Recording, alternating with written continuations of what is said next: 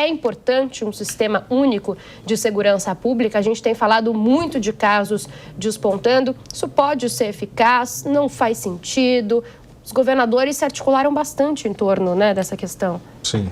Bom, Beatriz, o meu ponto de vista, eu ainda enxergo de forma positiva e de forma negativa. Eu ainda não tenho, pessoalmente, uma opinião formada. Eu quero ver se essa discussão ela acalore e se estique, se estenda um pouco mais para ter esse entendimento. Porque hoje os estados têm as suas autonomias e que eu entendo que é importante. Não que a gente vai ter aí uma guerra entre os estados, mas é importante que o governador ele cuide da sua força policial naquele determinado território que é o seu território, né? 9 de julho está aí para nos lembrar sobre essa importância que temos. Então, assim, eu não entendo ainda se a intenção é justamente de apoiar ou de puxar para o governo federal mais um dos temas que custa caro aos estados, que é justamente a segurança pública. Acácio, inclusive o ministro Lewandowski falou muito, né, sobre uma frase que tem se usado, que a polícia está prendendo, o judiciário está soltando, depois ele disse que não era bem isso. Pode ter impacto essa PEC nesse sentido de levar mudanças na legislação para endurecer penas, que é algo que vem sendo muito falado aqui em São Paulo, por exemplo, é pauta do secretário de Segurança Pública, Guilherme Derrite. Como que você acha que isso pode modificar essa questão, ou se é preciso, né, modificar essa questão? Bia, no Brasil a gente tem a falsa impressão que leis resolvem problemas. Eu acho que a PEC e essa narrativa são dois exemplos muito elucidativos disso. Primeiro, a PEC, ela muda algo que no Brasil já é consolidado. O artigo 144 da Constituição Federal dá autonomia aos estados em termos de polícia. Talvez seja o único capítulo da Constituição, a única atribuição onde os estados se sobrepõem à União e aos municípios. E isso vai acabar com a PEC. No que diz respeito ao endurecimento da legislação, quando nós olhamos para os tipos penais existentes no nosso ordenamento jurídico, quando nós olhamos para as penas inerentes a esses tipos penais, elas já são, em tese, satisfatórias. Nós temos penas de 30, 40 anos para determinados crimes que são praticados ainda. Porque a verdade é que quando alguém sai para praticar um crime de manhã, ele não olha o Código Penal antes para que ele faça a seleção de qual conduta ele praticará. Eu acho que falta organização para o nosso sistema, falta vontade política que todos se unam em torno desta solução e, principalmente, a gente precisa parar de ser refém de um populismo penal, de um populismo legislativo. Qualquer problema que acontece, os deputados vão lá e aprovam alguma coisa. Passados 2, 3, 4, 5 anos, ninguém volta para falar, olha, fizemos no calor dos fatos, fizemos de forma assodada, mas não resolveu nada. Fizéssemos o arroz com feijão bem feito, talvez as circunstâncias estivessem melhores, mas não me parece que nenhum dos nossos atores políticos está preocupado em fazer um arroz e feijão bem feito. Está mais preocupado em jogar para a torcida ou jogar a responsabilidade no coleguinha. Mônica, essa demora para o envio da PEC, ela pode significar que isso não é prioridade tanto assim para o governo federal, ou realmente era necessária uma discussão mais ampla, chamando todos os governadores, como acabou acontecendo de um jeito ou de outro?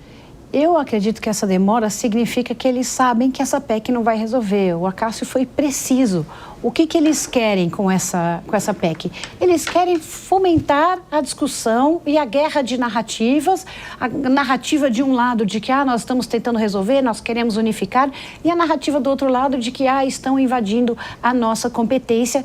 E a realidade é exatamente o que o Acácio disse. E eu vou além, ele disse que a gente não faz o arroz e feijão, eu chego a dizer que nós precisamos pensar em prevenção. A gente fica muito discutindo policiamento, a gente fica muito discutindo penas, e não está se discutindo por que nós estamos com um problema tão grande de segurança. Porque, gente, a segurança, se a gente pensar bem, ela não é em si um problema, ela é consequência dos problemas que nós temos, da falta de saúde, da falta de educação, da falta de emprego. Esse é o grande problema. Os jovens que estão aí na rua sem nada para fazer. Esses são os problemas que a gente precisa olhar, começar a atacar o urbanismo, como é que são a iluminação das cidades. Isso são questões que mudam a segurança e que não tem nada a ver com a pena, com aumentar a pena. E aí, vale lembrar, num país onde não existe mais a prisão após a condenação em segunda instância, pode aumentar a pena o tempo que quiser, pode fazer a PEC que quiser, continua sendo o país da impunidade, porque se você tiver um bom advogado, você não responderá criminalmente, não será preso. Então tem muita coisa que dava para mexer, que dava para resolver, tanto para punir direito, quanto para ter certeza de punição, que é muito mais importante do que o tempo que vai ficar preso, é a pessoa saber, fez errado, vai pagar. E a prevenção, e nós não estamos fazendo nenhuma delas, estamos criando uma grande PEC aí, que serve mais para encher rede social de gente que quer lacrar. Priscila, uma das coisas que o ministro disse agora, que a gente acabou de comentar, é que, por exemplo, com a PEC aprovada, os estados vão receber armas não letais. Isso conversa muito com aquela discussão da DPF das favelas, né, que foi, inclusive, adiado ali a decisão para a semana que vem, está na agenda da semana que vem. Isso resolve? Faz sentido a gente discutir menor letalidade nesse momento e mais uso de tecnologia, por exemplo? Ou são discussões, como bem disse a Mônica aqui, muito para frente do real problema? Não, a gente não pode negar que hoje as organizações criminosas, elas estão muito à frente, né, de qualquer organização estatal, isso é fato. Agora, um problema que a gente tem, Bia, com relação a esse armamento não letal é que os criminosos, verdadeiramente, eles estão mais armados do que todos. Não estou dizendo que o Estado deva armar-se do mesmo modo que o criminoso, a ponto de fazer aqui uma guerra, né, civil, mas eu acho que quando o governo atual, a gente percebe que ele é mais ligado à área dos direitos humanos, não é?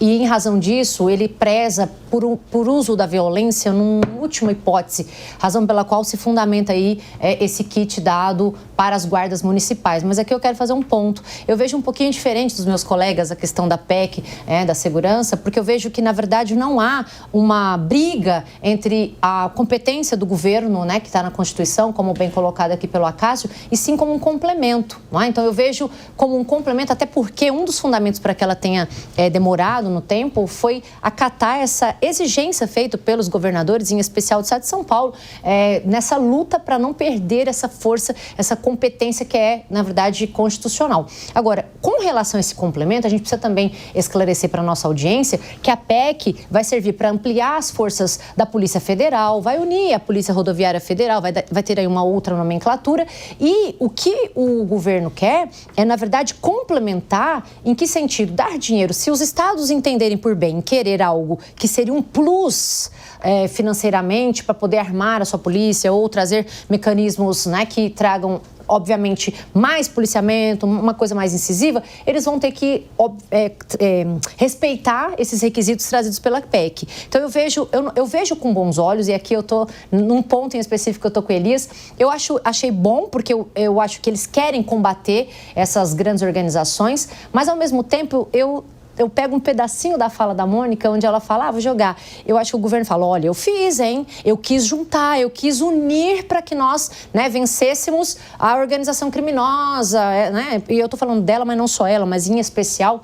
Mas, olha, não quiseram, então, jogar para a plateia essa não admissão dessa PEC. Eu não vejo o problema, e aqui me desculpem, qual é o problema dos governadores, e aqui é muita vaidade. Mas ele é de direita, o outro é de esquerda, como é de esquerda, eu não quero me unir.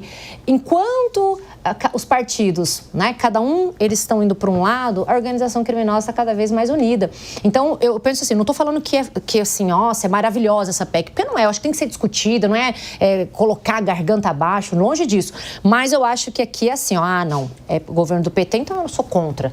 Se é governo, eu sou contra. Eu acho que um pouco há uma resistência em ver coisas que poderiam ser boas sim, para pegar, por exemplo, no bolso da organização criminosa, armar um pouco mais a polícia, e eu acho que nesse critério de vaidade, de polarização, traz óbices que seriam bons num determinado ponto dessa PEC da segurança pública. Não estou dizendo que ela é perfeita, registre-se. Inclusive, eles fizeram um manifesto, o Comando Vermelho e o PCC fizeram um manifesto falando de luta pela paz e pela justiça, e estão unidíssimos, e os nossos partidos brigando. É isso. Até porque há uma padronização, só para fechar, né? Nessa PEC, uma das coisas, a gente tem muito problema num flagrante, como você prende em flagrante, no reconhecimento. Uma das coisas que é trazida nela é essa padronização de alguns procedimentos que cada estado adota, e a gente vê inúmeras decisões sendo anuladas pelos tribunais superiores em razão dessa ausência de padronização, que é um ponto da PEC, Bia. Acácio, um dos pontos também da PEC fala sobre a integração de dados entre polícias e o quanto isso pode facilitar a resolução de crimes, mas precisava de uma PEC para fazer essa integração? Esse é meu ponto, Bia, esse é meu ponto. Eu disse lá atrás e reitero, a gente tem a falsa crença que as legislações resolvem o problema.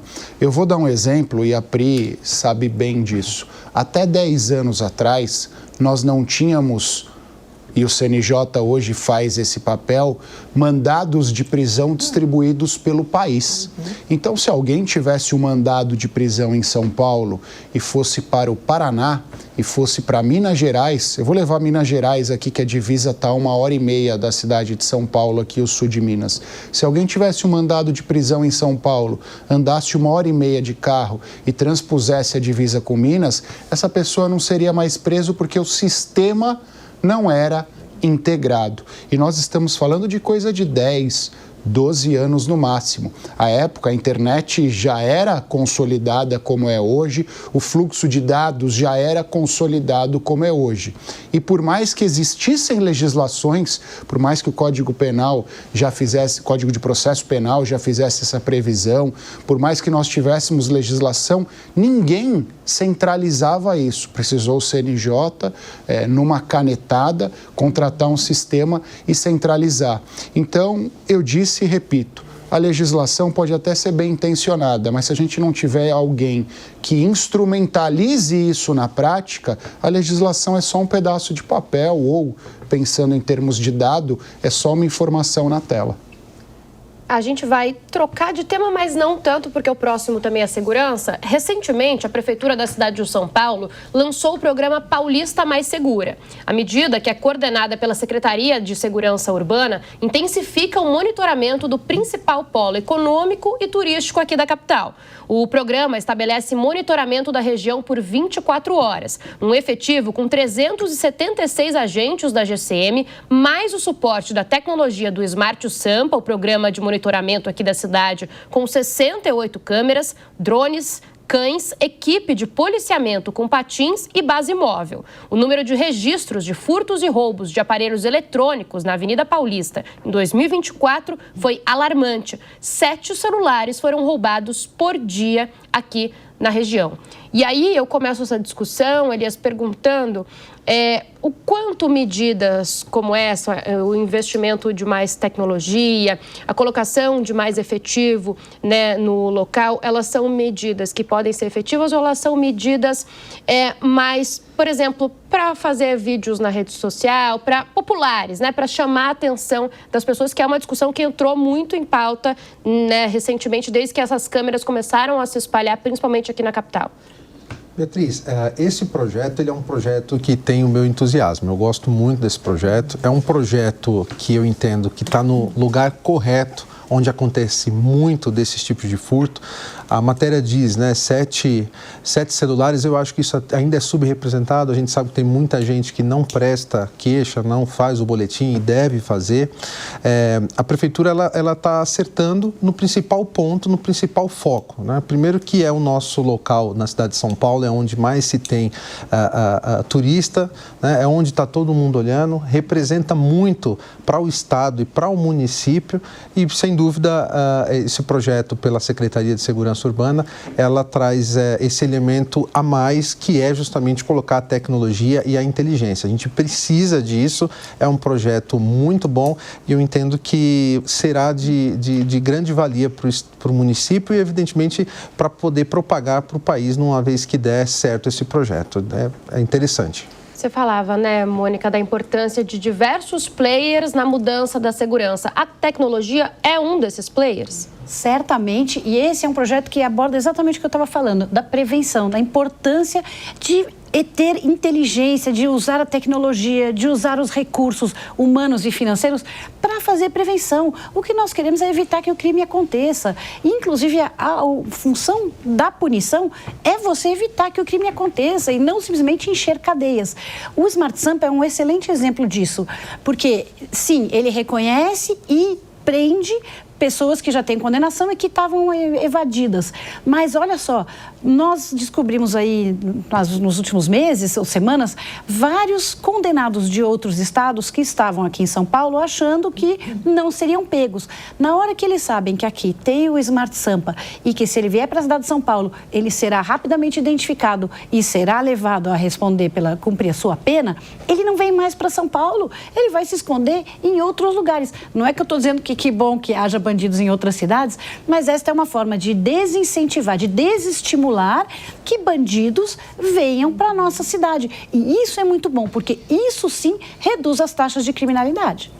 Priscila, os grandes protagonistas do Smart Sampa aqui em São Paulo são os guardas civis metropolitanos, né? É claro que é um sistema integrado com polícia, com defesa civil, mas efetivamente eles são acionados e saem, então, para fazer essa prisão, para fazer essa averiguação. E a gente está nessa discussão muito forte, não só aqui, mas em todo o Brasil, da mudança do nome da GCM para Polícia Municipal. Foi entendido que isso poderia acontecer, agora temos algumas decisões contrárias, inclusive do ministro Flávio Dino, do Supremo Tribunal Federal em Itacoaquecetuba. É importante essa mudança de nomenclatura para a sensação de segurança da população? Eu acho que o nome em si é mais para dar uma robustez à atividade da Guarda Municipal, né? Eu acho que esse é o ponto, dessa equiparação.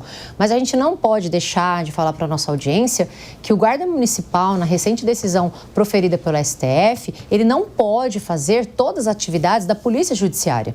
Ele pode fazer policiamento ostensivo, que é o que eu até queria comentar com vocês, aqui na Paulista, eu andei por aqui, não sei se vocês repararam isso, eu estive aqui, né, andando, cada esquina a gente vê um guarda. Então, o guarda municipal hoje, ele já... Aliás, que é bom a gente dizer que qualquer pessoa pode prender em flagrante. Então, o que o STF fez foi dar aquela briga que se tinha entre prisões em flagrante que eram realizadas e anuladas pela forma da abordagem feita pela Guarda Municipal. Agora, a nomenclatura em si, Bia, é porque o Guarda Municipal, a intenção é que ele é mesmo uma parte da segurança pública e, em razão disso, não faria diferença colocar o nome dele ou a ele, atribuí-lo, essa questão do policiamento, porque ele é de fato um policial que faz o policiamento hoje ostensivo. Então a gente viu, como você bem colocou, a gente teve algumas cidades colocando já até nas viaturas as nomenclaturas. O Tribunal de Justiça entendeu que não é possível por hora, até porque a decisão ainda nem transitou, né, em julgado, enfim. E o que eu quero também aqui colocar com relação, eu sou muito favorável, eu espero que esse Paulista Mais Seguro se expanda, ou seja, tenha a extensão disso para outras, né, searas. Claro que aqui eu penso ser um projeto, porque há um foco na verdade, estatisticamente é o maior lugar onde há a concentração de furtos e roubos de celulares, né, aqui no estado de São Paulo. E o que eu quero dizer que, claro, a gente tem esperança que isso se expanda. Em Santo André, por exemplo, a gente tem o Centro de Operações Integradas. Isso é muito importante a gente falar da inteligência, da junção das polícias. A gente falava isso há pouco. Não é uma briga, não é uma corrente puxando para outra. Quanto mais a gente se une, é mais fácil combater a criminalidade. Em Santo André, por exemplo, né, a gente tem lá, eu não sei que nome que daria ali, o diretor, que é o Carlos Seco. A gente já tem as polícias militar, a Guarda Municipal, a gente tem a Polícia Civil e ele controla, ele sabe, pelas câmeras de segurança, quando um roubo foi feito. Imediatamente, por exemplo, a Patrulha Maria da Penha já vai pegar as pessoas, a pessoa que, por exemplo, apanhou, ele vê pelas câmeras a cidade vista. Isso a gente tem, claro, uma diminuição nos crimes, um aumento na segurança para nós, para todos nós, para a coletividade, e reduz inevitavelmente algumas condutas que ele, claro, a Cássia colocou aqui, ele não vai deixar de roubar porque tem a câmera, mas vai inibir. De alguma forma inibe, não é? E por mais que ele vá para outro, e aqui eu digo, se expanda para esses outros lugares que possivelmente ele possa ir. aqui na capital. Inclusive, o projeto começa na Avenida Paulista por um mapeamento de calor que foi feito e a expectativa é que vá para outros pontos. Pelo que eu sei, o próximo seria a região de Pinheiros, que despontou aí recentemente com aqueles casos, né, do ciclista, casos muito graves. E aí, Acácio, além, né, desse sistema então, que está sendo implementado, deve chegar em outras cidades, a gente também teve recentemente a prefeitura dizendo que quer colocar aquelas câmeras de identificação de placas nas motocicletas dos GCMs, até para tentar identificar motos roubadas, o que ajudaria de alguma forma. A Polícia Rodoviária Federal também anunciou que vai começar esse ano ainda a implementação das câmeras corporais. Você acredita, Cássio, que essa discussão sobre câmeras corporais, que foi muito fervorosa até na eleição do Tarcísio, né, que a gente comentou, ela ficou agora pacificada na sociedade? Tem uma teoria da Escola de Chicago, Bia, chamada Teoria das Janelas Quebradas. E foi feita uma pesquisa na década de 70 que era mais ou menos assim. 3 casas em vizinhanças parecidas. Quanto mais degradada a casa, maior era a quantidade de delitos cometidos no entorno daquela casa. E eu acho que a questão das câmeras leva em consideração exatamente os objetivos dessa teoria. Se nós tivermos cuidado, o que tem acontecido na Paulista, e se nós utilizarmos todos os instrumentos que nós temos à disposição, não no combate do crime, no combate da criminalidade efetivamente, mas de forma preventiva e como forma inibitória, isso consequentemente vai diminuir a quantidade de delitos. A grande maioria dos crimes de roubo e latrocínio são praticados com a utilização de motocicletas. Criamos uma identificação para essas motocicletas. Há nas vias a questão da utilização das câmeras, porque era uma questão até histórica essa corrupção das polícias rodoviárias, já não é uma constante hoje, mas lá atrás nós tínhamos essa cultura, então a câmera acaba inibindo, inclusive, que o cidadão venha com uma conversa furada para cima do policial. Então todas essas circunstâncias, todos esses mecanismos, todos esses instrumentos tecnológicos são necessários e suficientes. E cabe a gente, cabe às autoridades utilizá-los. Eu acho só que, infelizmente, tornaram ideológica a discussão das câmeras, sem base em dado, sem base em nada, como tem sido tudo na polarização. E, no meu entendimento, é uma discussão equivocada, porque as câmeras são boas, inclusive para os policiais, para respaldar a atuação dos policiais. Quando nós assistimos um filme americano, quando a gente assiste uma série da atuação da polícia norte-americana, é sempre a câmera utilizada para comprovar se a ação dele foi correta e, obviamente, para comprovar os aspectos negativos daquele que é abordado. Então, eu não vejo nada negativo nas câmeras e as pessoas, aos poucos, estão quebrando a sua resistência porque estão percebendo que era polarização e não racionalidade.